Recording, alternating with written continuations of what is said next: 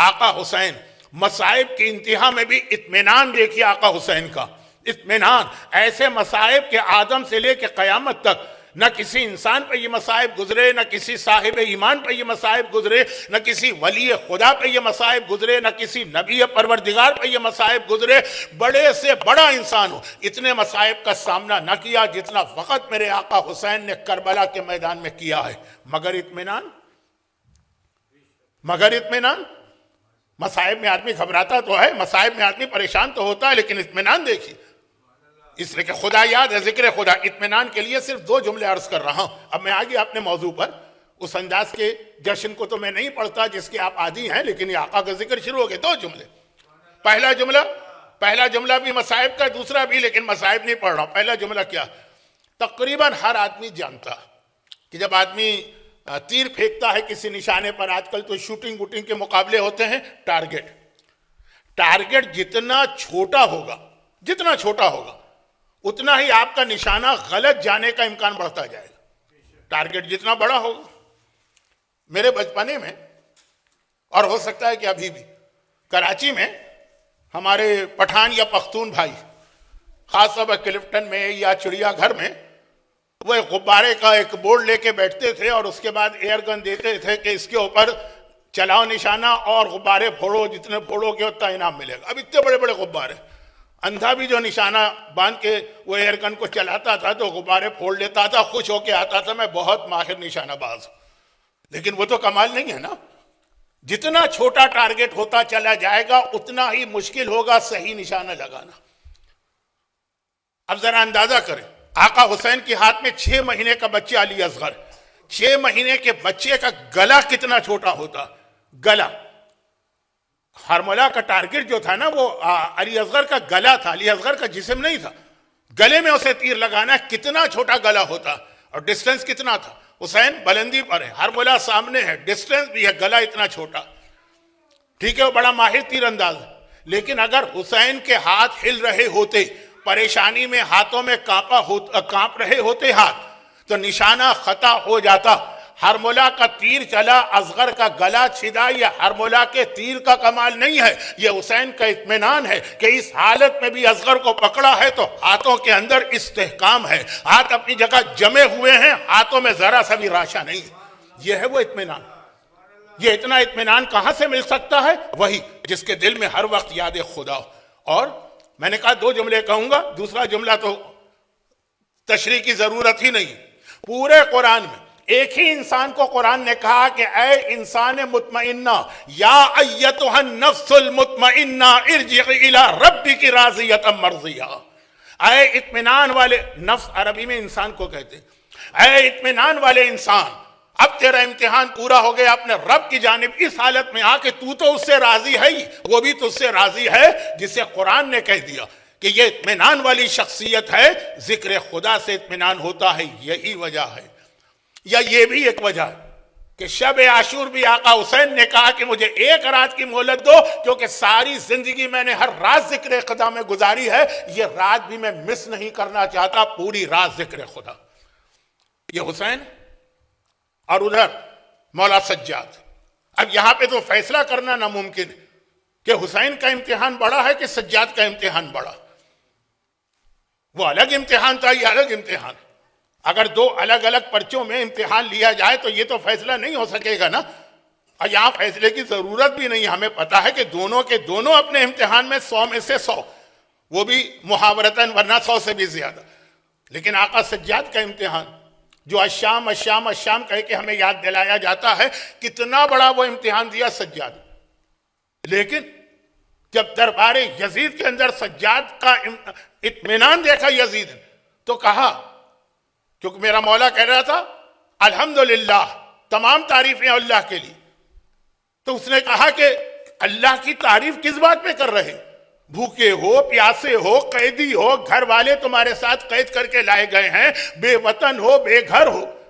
بھئی انسان اللہ کی تعریفیں کب کرتا ہے؟ جب اسے نعمتیں مل رہی. تم اس وقت جس حالت میں کھڑے ہو، ہے کیا تمہارے پاس؟ مفہوم تھوڑا بدل گئے، یعنی جملے تھوڑے بدل گئے. مفہوم یزید کا ہے کہ تمہارے پاس ہے کیا جو تم اللہ کی تعریف کر رہے ہو. چوتھے امام کا جواب یاد کیجئے گا. الحمدللہ الذی ابلانا، ساری تعریفیں اللہ کی جس نے ہمیں اس قابل سمجھا کہ ہمارا امتحان لیا۔ ہر ایک کا تو امتحان بھی نہیں لیا جاتا، ہر ایک کو تو اس قابل بھی نہیں سمجھا جاتا۔ وہ جو سجاد کا یہ اطمینان ہے کہ اس حالت میں بھی وہ تو اللہ کی تعریف کر رہے ہیں، کیوں ہے؟ الا بذکر اللہ تطمئن القلوب، اس لیے کہ ذکر خدا یہ دلوں کو اطمینان بخشا کرتا۔ اس پر میں نے کہا نا کہ پورا خمسہ ہو سکتا ہے آسٹریلیا کے ماحول میں ہمارا بڑا پرابلم، لیکن میں اس وقت آسٹریلیا کی بات نہیں کر رہا، میں اپنے 3 آقا کا تذکرہ کر رہا ہوں۔ اور پھر آئیے آقا عباس کائنات کی تاریخ کی ایک عجیب شخصیت کہ پہلے تو ایک چھوٹا جملہ یعنی میرے الفاظ چھوٹے، پیغام بہت بڑا ہے، جلدی سے عرض کر دوں، اور وہ یہ ہے کہ آقا سجاد وہ تو امام معصوم، آقا حسین امام معصوم، آقا عباس محفوظ عن الخطا تو ہیں مگر 14 معصومین میں نہیں آتے۔ ان کی فضیلت کے لیے وہی ایک جملہ کافی کہ وہ جو اکثر کہا جاتا ہے کہ علی اکبر شبیہ رسول ہے، تو عباس کون ہے؟ عباس شبیہ علی مرتضیٰ، اور علی مرتضیٰ کون ہے؟ النظر الی وجہ علی عبادہ، علی کے چہرے کو دیکھنا عبادت ہے، وہی چہرہ تو عباس کو ملا۔ پیغمبر کی مشہور حدیث کہ اگر کوئی آدم کو اور کوئی نوح کو اور ابراہیم کو اور موسیٰ کو اور عیسیٰ کو ان کے کمالات کے ساتھ دیکھنا چاہے فَلْيَنْظُرْ إِلَىٰ وَجْهِ عَلِيٍّ، تو علی کے چہرے کو دیکھے، لیکن یہ خالی علی کا چہرہ نہیں ہے، یہ عباس کا چہرہ ہے، اس میں بھی آپ کو آدم ملیں گے، اس میں بھی آپ کو نوح ملیں گے، اس میں بھی آپ کو ابراہیم ملیں گے، اس میں بھی آپ کو موسیٰ ملیں گے، اس میں بھی آپ کو عیسیٰ ملیں گے۔ شبیہ علی مرتضیٰ ہے عباس، جسمانی اعتبار سے بھی، فضائل کے اعتبار سے بھی۔ لیکن ایک سوال میرا عام لوگوں سے ہے، جو بات ہو رہی تھی ذکر خدا کیا؟ اللہ کی یاد۔ اللہ کی یاد کا مطلب کیا؟ یہ یاد رکھنا کہ اس وقت اللہ ہم سے کیا چاہتا۔ اپنی مرضی نہ چلاؤ، اپنی دلیلیں ڈھونڈ کر کسی حلال کو حرام اور حرام کو حلال نہ کرو۔ مرضی چلانے والے تو آج اس انتہا پہ پہنچ گئے ہیں کہ جو خالصتاً للہ کی بنائی ہوئی نماز ہے اس کے اندر بھی اپنی طرف سے اضافہ کر رہے ہیں۔ عباس، اب مجھ سے میرا ایک سوال لوگوں سے ہوتا کہ آپ کربلا کے مصائب سنتے اور جناب عباس کے حوالے سے سنتے کہ بار بار آقا حسین سے اجازت مانگتے ہیں میدان میں جانے کی اور بار بار روک دیا جاتا۔ لیکن اگر ہم اور آپ ہوتے، ہمارے اور آپ کے پاس طاقت نہیں بھی ہوتی، تب بھی ہم برداشت نہیں کر سکتے تھے، اور اگر طاقت ہوتی، کیا چیز؟ آپ کے اور ہمارے سامنے شہزادی سکینہ پیاس سے تڑپ رہی ہوتی اور ہم خاموش بیٹھے ہوتے۔ ہمارے اور آپ کے سامنے علی اصغر پیاس کی وجہ سے مرنے کے قریب ہوتا۔ آقا حسین جو جملہ کہہ کے اصغر کو لے کر آئے تھے نا کہ 3 دن ہو گئے اس کی ماں کا دودھ سوکھ چکا ہے، اسے پانی کا ایک قطرہ نہیں ملا ہے۔ آقا علی اصغر سے جسٹ بیفور آقا عباس کی شہادت ہوئی، یعنی آقا عباس نے علی اصغر کی یہ ساری کیفیت دیکھی ہوئی۔ ہم اور آپ برداشت کر سکتے تھے؟ ہم میں کتنے ایسے مومن ہیں جو یہی کہیں گے کہ اگر ہم یہ منظر دیکھتے کہ ننھی سکینہ کس طرح پیاس سے تڑپ رہی تو ہم کہتے آقا حسین اللہ ہمیں جہنم میں بھی ڈالے تو ہم جہنم میں جانے کو تیار ہیں، لیکن آپ کے بچوں کی پیاس برداشت نہیں ہو رہی۔ آقا عباس نے برداشت کی، وہ سارا منظر برداشت کیا، دیکھ رہے ہیں۔ میں اس طرف تو جا ہی نہیں رہا ہوں کہ قاسم کے بدن کے ٹکڑے یا علی اکبر کے کلیجے کی برچی یا دوسرے مسائل، اور پھر آقا سجاد کو بھی اس سے ملا لیجئے، کیونکہ میں زیادہ ان شخصیتوں پر گفتگو کر نہیں سکتا وقت کی کمی کی وجہ سے۔ قافلہ چل رہا ہے، اونٹ چل رہے ہیں، بچے گر رہے ہیں، ہمارے ساتھ کا حکم آ رہا ہے انہی گرے ہوئے بچوں پر سے گھوڑوں کو اور اونٹوں کو گزار دو۔ اور آقا سجاد ہیں اور امام وقت ہیں، وہ چاہیں تو اسی وقت قیامت برپا کر سکتے، لیکن کیوں خاموش؟ یہ سارے کے سارے آقا سجاد کے جگر کے ٹکڑے۔ میں جملہ کہہ دوں اگرچہ مجھے جملہ خود اچھا نہیں لگ رہا، اس لیے آپ سے معافی بھی مانگ لوں کہ اگر یہ جملہ آپ کو ٹھیک نہ لگے تو وقت کی کمی اور ذرا سی جو میری بیماریوں کے ٹینشن۔ آج غزہ کے اندر بچوں کی جو کیفیت ہے، جس طرح مارے جاتے ہیں، اس کو دیکھ کر آپ یہاں تڑپ اٹھتے۔ میں کتنے ایسے مومنین اور مومنات کو جانتا ہوں جنہوں نے کہا کہ ہم نے وہ کلپ دیکھنا بند کر دیے ہیں جو غزہ کے حوالے سے آتے ہیں، ہم سے دیکھے نہیں جاتے ہیں۔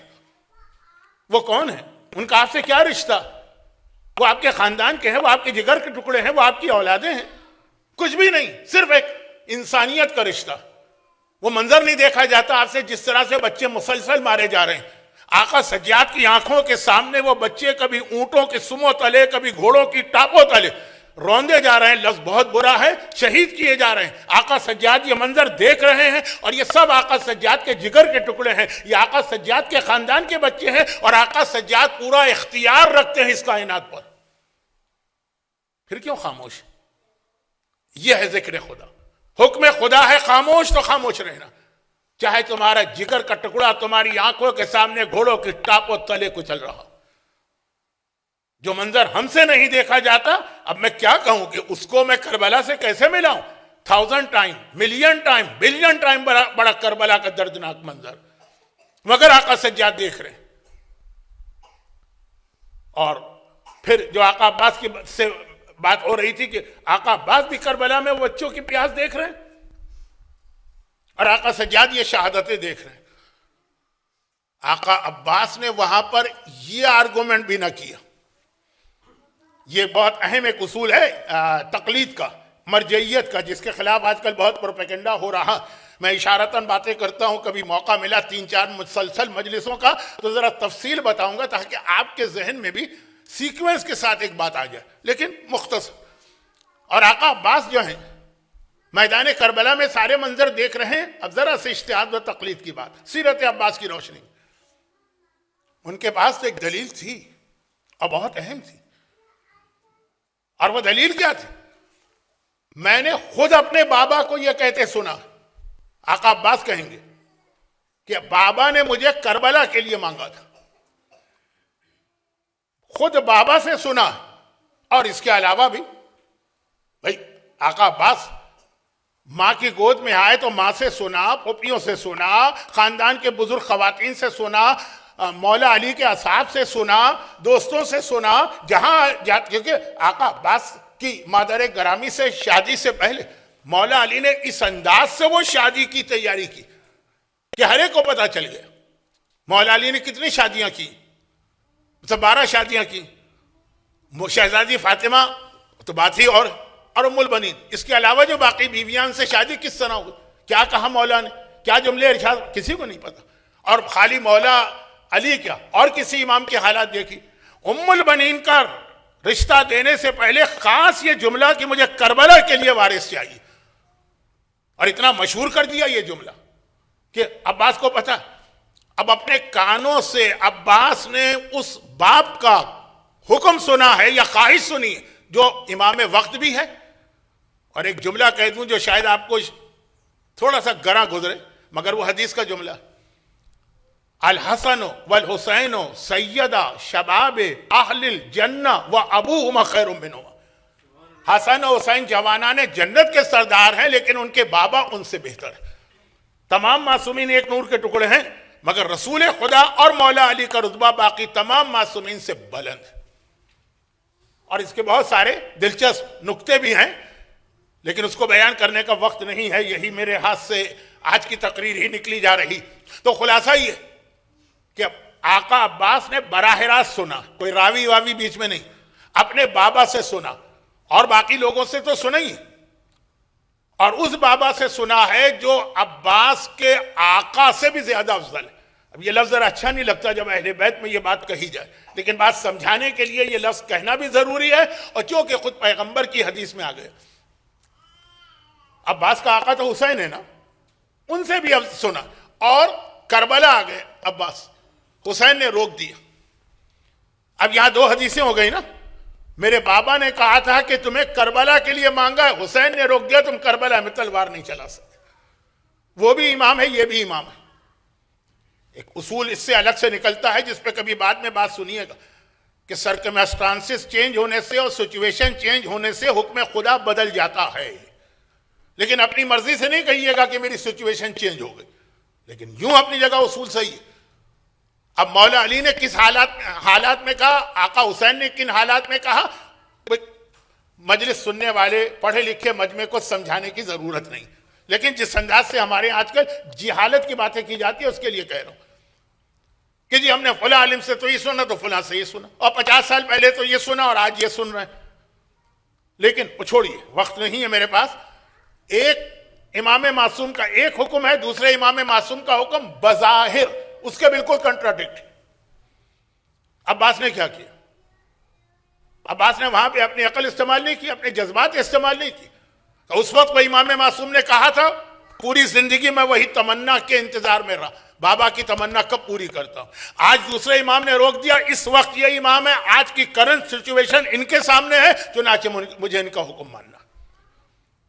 اور یہ بہت اہم اصول ہے مرجعیت کے حوالے سے. آقا عباس بتا رہے ہیں جو اس وقت کا جو کرنٹ تمہارا لیڈر ہے تمہیں اس کی بات ہر صورت میں ماننا ہے. اور دو چھوٹے سے جملے عرض کر کے پھر میں جو آج کی سب سے بڑی خوشی، ایسی خوشی ہے جس خوشی میں خود آقا عباس بھی خوش ہیں اور آقا سجاد بھی خوش ہیں، دونوں کی بڑی خوشی. لیکن اس پر آنے سے پہلے یہ آخری دو جملے. آج بھی میں سوچتا ہوں اور لوگوں کو سوچنے پر مجبور تو نہیں کرتا ہوں، دعوت دیتا ہوں. جب ہم کربلا جاتے ہیں، کربلا کی زیارتیں، تو الحمدللہ جیسے پچھلی تقریر میں میں نے کہا لوگ عمرہ بہت کرنے لگے تو زیارت تو اس سے بھی زیادہ، یعنی آسٹریلیا کی بات ہو رہی. جب ہم جاتے ہیں تو اگر صحیح معنوں میں کوئی آپ کی توجہ ڈائیورٹ کرنے والا ہو تو ایک طرف حسینی خیمے، دوسری طرف فرات کا دریا ہے. اس کے بعد حسینی خیموں سے چلیں آپ، پہلے وہ جگہ آتی ہے جہاں آقا عباس کا الٹا بازو کٹا، پھر آگے بڑھیں گے تو وہ جگہ آتی ہے جہاں سیدھا بازو کٹا، پھر آگے بڑھیں گے تو آقا عباس کا روضہ آتا ہے، پھر آگے بڑھیں گے تو فرات آتا ہے. ذرا سا آپ کو ذہن میں سیکوینس کو تازہ رکھنا. خیمے ہیں، خیمے سے آپ چل رہے ہیں فرات کی طرف. پہلے آئے گی وہ جگہ جہاں ید یسرا الٹا ہاتھ، پھر آئے گی وہ جگہ جہاں ید یمنا سیدھا ہاتھ، پھر آئے گا آقا عباس کا روضہ. کچھ یہ سیکوینس غلط نہیں؟ آقا عباس فرات تک گئے، پانی بھر کے آ رہے ہیں. پہلے سیدھا ہاتھ کٹا ہوگا، وہ جگہ آنی چاہیے، پھر آگے بڑھے الٹا ہاتھ کٹا ہوگا، پھر وہ جگہ آنی چاہیے، پھر آگے بڑھے تو شہید ہو کے گرے. تو روضہ تو سب سے آگے آنا چاہیے، روضہ سب سے پیچھے. کیوں؟ بغیر یعنی دونوں ہاتھ کٹ چکے ہیں، کٹے ہوئے بازوؤں کے ساتھ. عباس مشک بھر کے خیمے کی طرف آ رہے تھے، سیدھا ہاتھ کٹ گیا آگے بڑھے، الٹا ہاتھ کٹ گیا آگے بڑھے، لیکن آگے نہیں بڑھے، الٹا ہاتھ کٹ گیا مشک چھدی، پھر وہ جگہ آپ کو دکھائی جائے گی یہاں پہ مشک چھدی تھی. اس کے بعد اب اس خیمے کی طرف نہیں گئے، واپس پلٹے دوبارہ فرات کی جانب جانا. کیوں؟ پانی بھر کے لانا. دونوں بازو کٹنے کے بعد بھی عباس وہ جذبہ، وہ جوش، وہ شجاعت، وہ ہمت، وہ طاقت، وہ بابا کی وراثت دیکھی کہ پھر واپس پلٹے فرات کی جانب جا رہے ہیں. تبھی تو روضہ فرات کے قریب ہے بازو کٹنے کے بعد. اور کون عباس؟ جو اکیلے گئے تھے. 8,000 سپاہی تو خالی دریائے فرات پر عمر سعد نے رکھے تھے کہ جنگ ہم جیتے کہ ہارے تو میں یہاں سے نہیں ہٹنا، اور پورا لشکر تو اس کا 30,000 کا تھا. اور آپ نے اتنا مجلسوں میں سنا ہے کہ اس کو یاد دلانے کی ضرورت نہیں کہ آقا حسین نے عباس کو بھیجتے وقت عباس کی تلوار اتروا لی تھی. کہا تھا خالی نیزہ لے کے جانا ہے، تمہیں جنگ نہیں کرنا ہے، تمہیں دشمن کو ہٹانا. قرآن کریم سورہ انفال آیت نمبر 66، سورہ انفال سورہ نمبر 8 ہے. مظلوم سورہ ہے کہ اس میں خمس کی آیت آئی ہے تو لوگوں نے اتنا اس کے اوپر اپنے عقلی تکے لگائے ہیں خمس سے بچنے کے لیے. سورہ انفال میں خمس کی آیت نمبر 66، وہاں قرآن کریم ایک اصول دے رہا، اور اصول یہ دے رہا وَإِن يَكُمْ مِنْهُمْ 20 صابرون یغلبوا علی الکفار 200. اگر تم میں سے 10 آدمی ثابت قدم رہے تو 200 پر اللہ تمہیں فتح دے گا. وَأَن يَكُونَ مِنْهُمْ، اور اگر تم میں سے 100 آدمی ثابت قدم رہے یغلبوا الفا، تو 1000 پر. ایک قرآن نے اصول بتائے، یہ جہاد کی آیت ہے. یا ایھا النبی حرض المؤمنین علی القتال، اے نبی مومنوں کو جہاد کا حکم دیجئے اور انہیں یہ پیغام دیجئے کہ اگر 10، یہ سورہ 8 آیت 66، یا ایھا النبی حرض المؤمنین علی القتال ان یکن منہم 20 مانے 20، اگر 20 بھی ہوں یغلبوا 200، 100 کہتے ہیں 100 کو، 200 200 پہ غالب رہیں گے. اور اگر 100 ہوں تو یغلبوا الفا، تو 1000 پہ غالب رہیں گے. یہاں سے جہاد کے ایک اصول بنا، اور وہ یہ ہے کہ اس وقت تک جہاد واجب ہے جب تک کہ دشمن آپ سے 10 ٹائم زیادہ. اچھا پھر اس کے بعد کی آیت آئی 67 کہ اللہ جانتا ہے تم کمزور ہو تو الآن خفف اللہ اب اس میں اور کمی کر رہا. اب 10 ٹائمز نہیں، ڈبل ہو تو جہاد واجب ہے ورنہ واجب نہیں. یاد رکھیے جہاد واجب نہیں، لیکن جو پہلی آیت ہے جو قرآن نے میکسیمم بتایا 1-10 تک کا مقابلہ کر سکتا ہے، اس سے زیادہ نہیں. یہ طاقت سے باہر اللہ نے ہمیں کریٹ کیا نا. اللہ کہہ رہا ہے مجھے پتا کہ اگر تم 20 ہو تو 200 پر، اور اگر 100 ہو تو 1000 پر. ایک کا مقابلہ 10 کے بعد 11 ہو جائیں، یہ انسانی طاقت سے باہر. اور وہ عباس تھا کہ جس اکیلے نے 8000 کی اس فوج کو بھگایا جو دریائے فرات پہ پہرا دے رہی. قرآن کے اعتبار سے ایک انسان کی لمٹ ہے 10 ٹائم. چلے 10 کے 11 ہو جائیں گے، 12 ہو جائیں گے. ایک انسان 8000 کو مقابلہ کر کے بھگا رہا ہے، دریا چھین رہا ہے، پانی بھر کے آ رہا ہے. اس کا نام ہے عباس.